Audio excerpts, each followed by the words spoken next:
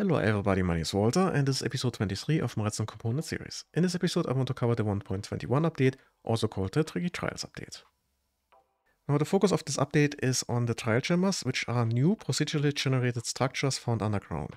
They are primarily made up of tuff and copper blocks and contain various trial spawners and vaults, mostly concentrated in the combat chambers. Especially the vertical nature of many rooms and the breeze and new ranged mob present quite a challenge for players trying their luck in these trial chambers. But I don't want to spoil too much about the various rooms for those who want to explore them themselves, so I'm going to concentrate on the more technical aspects. So let's start with the trial spawner, which is basically just a mob spawner with some limits to the number of mobs. Those limits depend on the number of players around and determine how many mobs can be out at the same time and how many mobs will be spawned in total until some items are dispensed and then a 30-minute cooldown starts before, well, the spawner comes live again. Now the type of mob going to be spawned you can actually determine by looking at the ground around the spawner. Basically you have the cross of copper blocks and then in those corners here you can have various blocks and the type of those blocks determines what type of mob is going to be spawned.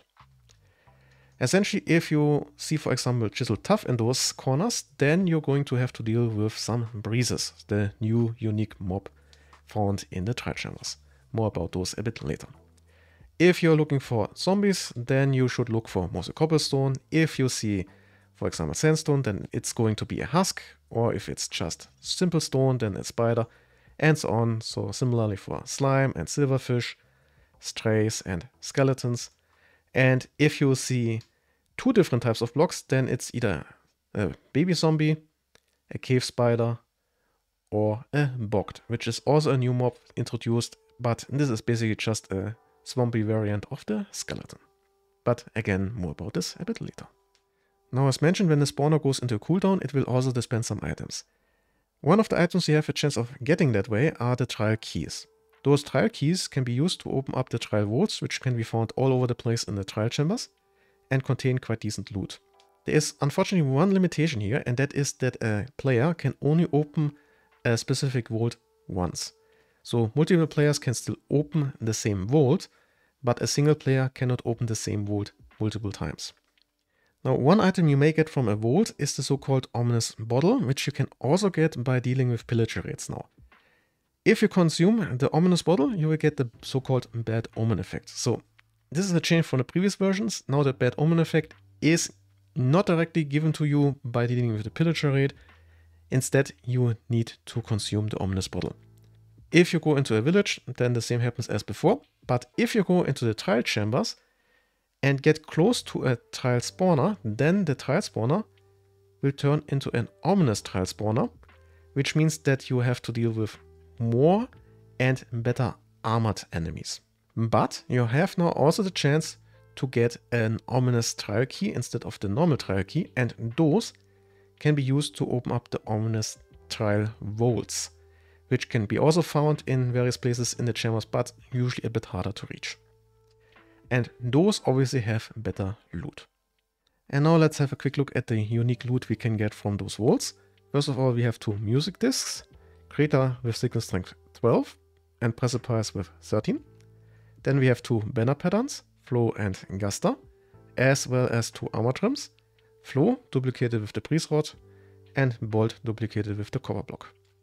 We also have the heavy core, which we can get from the ominous vault, and if we combine that with a breeze rod, we are going to get the mace, which is a new melee weapon, which can produce quite a decent amount of damage depending on how high you fall before you hit an enemy.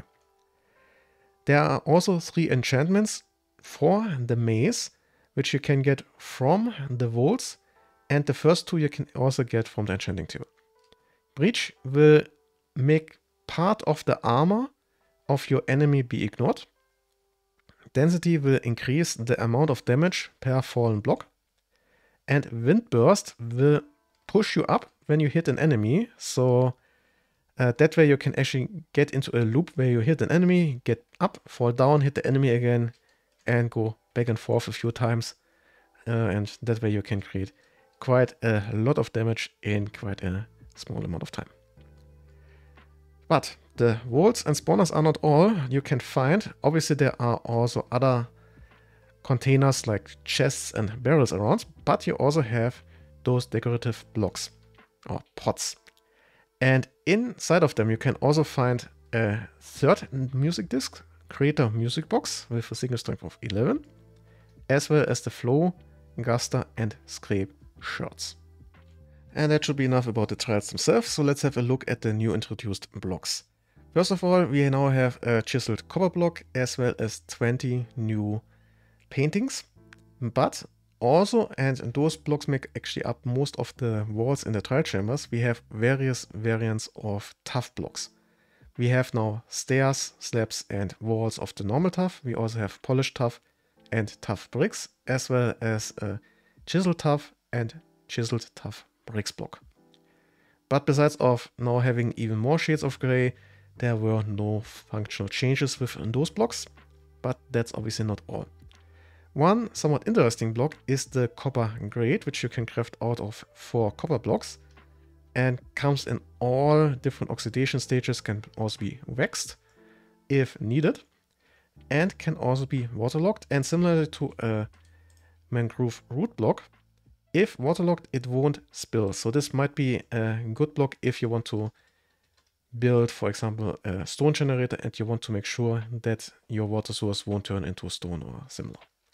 The block itself is also transparent, so it won't transmit redstone power, and it is also movable. We also now have a copper variant of the door and the trapdoor, which behave like wooden doors, so you can actually open and close them manually and not only through power as it were with an iron door. Next up, let's talk about the copper bulb, which you can find in the trial chambers, but you can also craft them out of 3 copper blocks, a blaze rod, and some redstone dust. These blocks are rather interesting as they work as T flip-flops. So let's have a quick look at the block data of them. And over here you can see they have 2 block states. The lit state, which determines whether they are lit up or not, and the powered state, which is determined by them receiving redstone power or not. When the powered state turns from false to true, it will also toggle the lit state. So let's have a quick look at how this works. Down here I have 2 bulbs.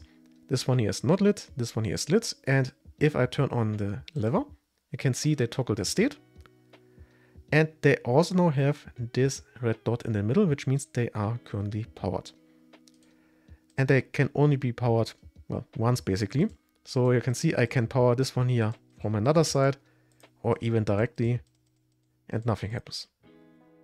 Only once I turn this off, I can toggle this one here again. So I can also block them from toggling another time. What you can also see is when they are not lit, they will produce no signal with a comparator. If they are lit, they will produce a signal strength of 15 with a comparator. They are also a light source depending on the oxidation level. If they are not oxidized, they produce a light of signal strength 15. And once they start oxidizing, it goes down to 12, then 8, and then 4. Each time they change their state, they will also trigger an observer, since it's block data. And the blocks themselves will not transmit redstone power, so they are transparent and they can also be pushed around by pistons. And putting all of this together, you can do quite a few interesting things already. So this here is a simple XOR gate by Crafty Masterman. And you can see output over here. They are both in opposite directions, so the output is on. And once they are in the same direction, the output turns off. Very simple and very compact actually. Another example you can see up here. So this is just so to show you that they are movable and they won't lose their lit state when they are being moved around. So you can make something like a piston feed tape and use them as a writable ring memory for computer systems and similar. Now the next block is a bit of an exception as it has absolutely nothing to do with the trial chambers, and that is the crafter. The crafter is essentially the combination of a crafting table and a dropper. Subsequently, the recipe you can see over here: a crafting table, a dropper, 2 redstone dust, and then 5 iron ingots. And the result is the crafter. It has a 3x3 crafting grid, and you can fill this with items just as you would with a crafting table. And if it's a valid recipe, you will also see the result here on the right side. But contrary to a crafting table, you can't take out the product of this. You need to power the crafter, and 2 redstone ticks later you will get the result of this recipe dispensed, like with a dropper. So if there is a block with an inventory, then that item would be put into that inventory. The crafter itself is a full block. It can't be pushed around. It is directional, as you can see here, so you can place it depending on where you stand relative to the position. And it will also trigger an observer, as it has a triggered state and a crafting state.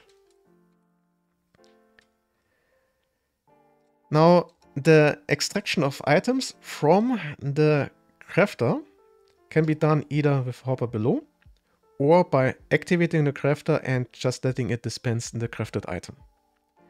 If there is no valid crafting recipe in here, it will not dispense any of the items here on the left side. It will only dispense from the right side. And the dispensation works just like with a normal dropper. So if the inventory is full, the item will be just expelled and then move wherever in the nearest empty spaces around. The crafter can also be used in combination with a comparator. And the comparator signal strength depends on how many of those slots here have been filled. You can also toggle a slot by clicking on it, and that means this slot will not be filled with any item at all if you feed, for example, the items in with a hopper. And here you can see those toggled or blocked slots already count towards the signal strength. So now I'm at 2, and then 3, and then 4, and so on. So you can very easily detect once the whole grid has been filled with a comparator. Finally, let's talk a bit more about some more interactions. So when you are filling a crafter, for example here with just a 2x2 still available, with in this case honey bottles, and I'm putting them in via a hopper. And now let's activate the hopper, and you can see the items are filled in left to right, top to bottom, line by line. And what you can also see is when it puts new items in, it searches for the, well, first for the next empty slot, and if it can't find any, then it will put it onto the lowest item slot or item stack that is applicable. Again, left to right, top to bottom. And that is already the entire secret. And now let's just do the crafting. And you can see now I have the honey bottle or the honey block and the 4 glass bottles. So not only are the primary products output, but also the side products. And you can see I can do this multiple times, and each time I'm crafting another honey block. Another little example or little trick is you are not forced to use the toggling to force hoppers to put items into specific slots and ignore others. You can also use temporary items, for example dirt, like in this example here, and then use some kind of item filter which will only remove the, in this case, dirt, so the placeholder, once you have put in all of the other items that you want to use for your crafting. And as you can see, once I have all of those here removed, I'm at a point where I could now craft 16 honey blocks without having to do anything, and I still have all 3x3 grid slots available. This is quite an interesting thing to know about when you want to build a universal crafter where you can craft basically anything through programming and similar. Following that, we have the 2 new mobs, which are the Bogged and the Breeze. The Bogged is a skeleton variant that can be found among the trial spawners, but also in the swamp and the mangrove swamp. And they are a slower skeleton variant that will shoot poison arrows. As a skeleton variant, they will drop bone and arrows, but there's also a small chance to get an arrow of poison. And if you shear them, you will also get the mushrooms that are growing on their heads. The Breeze, on the other hand, is a bit more of a challenging mob that can be only found in the trials. and they are completely immune against projectiles except for the wind charge, which is also their own attack. So they are a projectile immune ranged enemy. They are also quite fast and agile and basically jump all over the place, which together with the somewhat vertical nature of many of the chambers in the trial chambers can be a bit challenging to deal with. They drop the breeze rod, which can turn into 4 wind charges per rod.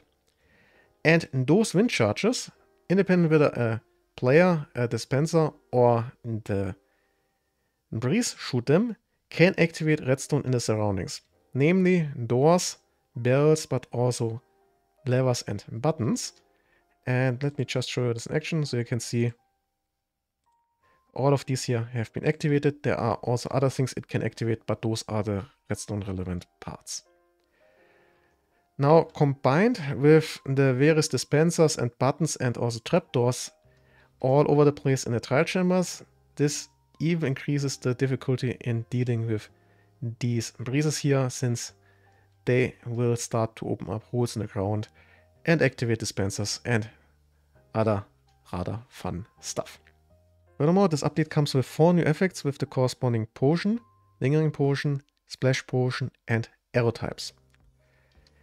All of the potions can be brewed from an awkward potion, and either with a slime block for a potion of oozing, a stone block for a potion of infestation, a cobweb for a potion of weaving, or a breeze rod for a potion of wind charging. The effects on entities are somewhat interesting. An oozing entity will spawn 2 slimes when it dies, unless it's a slime, then nothing happens. An infested entity will have a 10% chance to produce between 1 and 2 silverfish when it's being hurt. A weaving entity will spread 2 to 3 cobwebs when it dies. And a wind-charged entity will emit a wind burst again when it dies. Additionally, there were a couple quite useful tweaks to pre-existing game mechanics. The first is that when witches die, they will now drop between 4 and 8 redstone dust, which greatly buffs witch hut-based farms. Then, when end portals destroy the blocks on the receiving end, they will now drop the blocks and possible content of containers as items instead of straight up deleting them, which might be a good alternative for automatic harvesters to maybe something like a TNT duplicator. And then finally, when you throw items through portals, whether this is an end portal or a nether portal, they will keep their velocity and other attributes. So for example, if you throw an ender pearl through a nether portal, it will land on the other side and then will actually teleport you, for example, from the overworld to the nether. Finally, we have a couple changes that primarily have to do with commands and possible data packs. The first is we have a new target selector. At N selects for the nearest entity. It's essentially the same as if you were using the all entities target selector with sort nearest and limit 1. Can be quite useful and also allows for further specification with other filter arguments. Then there were a couple changes to the give item and loot command, where you can now use the exclamation mark as a prefix to remove default components. So for example, let's take a normal iron pickaxe and let's give ourselves a iron pickaxe without the tool component. And if we do that and compare the two, you can see the normal one has tools and utilities, but the second one doesn't have that. And you can see also 9 components for the normal one, 8 for the one we just created. And the last one, which I only want to mention here, is that now enchantments are data-driven, which opens up quite a lot of options for customization for your own enchantments. And with that, we've reached the end of this episode about the 1.21 update. I hope you enjoyed it. I wish you a nice day, and well, see you.